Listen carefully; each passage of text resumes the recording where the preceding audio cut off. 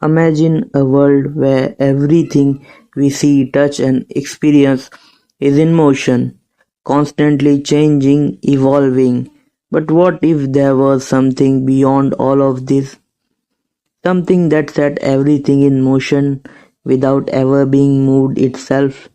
Or consider this: why does anything exist at all? Could there be a deeper reason behind it? In today's video, we are exploring these profound questions through the lenses of ancient philosophy and theology. Stick around as we unravel the mysteries of the unmoved mover and the contingency argument. Let's begin with the concept of unmoved mover, which originates from the ancient Greek philosopher Aristotle, who was trying to solve a problem that has intrigued humanity for ages. What causes motion and change in the world? If everything that moves is moved by something else, then there must be something that is itself not moved by anything else, a first cause. Aristotle reasoned that if there wasn't an unmoved mover, we'd face an infinite regress of causes with no explanation for why anything exists at all. This unmoved mover, according to Aristotle, must be eternal, unchanging, and immaterial, essentially a pure form of being that exists by necessity, which causes motion without being moved itself. The unmoved mover can be identified with the concept of God. Let's talk about a similar concept, which is generally called the contingency argument. It was later developed in greater detail by philosophers like Ibn Sina and the Ash'ari and Maturidi theologians. It interrogates a different but equally profound question: why does anything exist at all? If we look around, we see that everything in the universe is contingent, meaning either it could exist or not exist. Nothing in the universe has to be here. Everything depends on something else for its existence. The contingency argument states that if everything in the universe is contingent, then there must be a reason why anything exists rather than nothing. This leads to the idea that there must be at least one necessary being, something that exists by its very nature, something that isn't dependent on anything else for its existence. This necessary being is what many philosophers and theologians identify as God. Something similar was developed by William Craig Lyon, which is known as Kalam Cosmological Argument. It is in a form of syllogism. For those who don't know what syllogism is, it is a form of deductive reasoning consisting of three statements.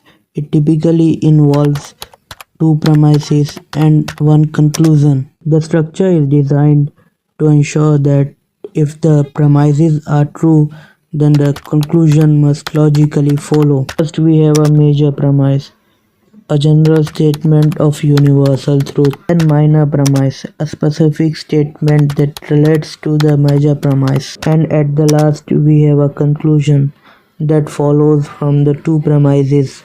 For example, all humans are mortal. Socrates is human. Therefore, Socrates is mortal.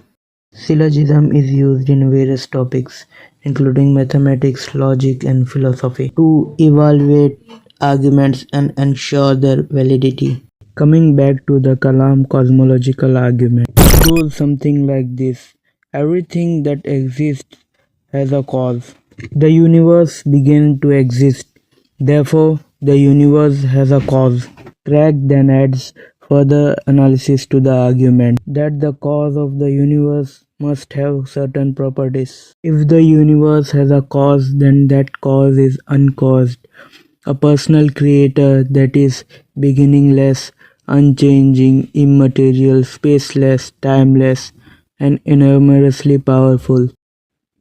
At this point, you might be wondering, how do these two arguments connect? In the unmoved mover, we have a concept of God as the first cause of all motion and change. In the contingency argument, God is seen as the necessary being that underlies all contingent existence. Together, these arguments provide a philosophical framework for understanding God in classical theism. Of course, no philosophical argument is without its critics. Some argue that unmoved mover and the contingency argument are based on outdated metaphysical principles that assume too much about causality and necessity. For example, some modern philosophers argue that the idea of infinite regress isn't necessarily problematic. To counter the claim that the idea of infinite regress isn't necessarily problematic, these following points can be addressed.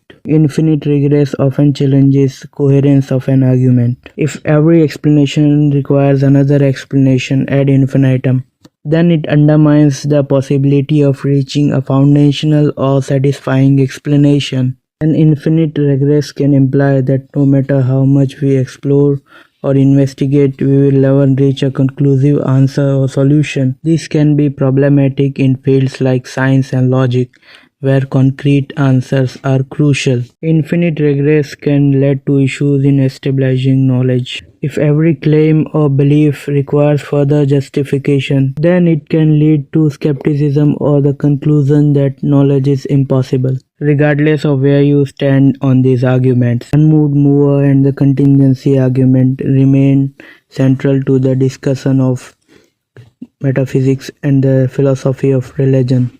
They challenge us to think deeply about the nature of existence, causality, and the ultimate foundation of the reality.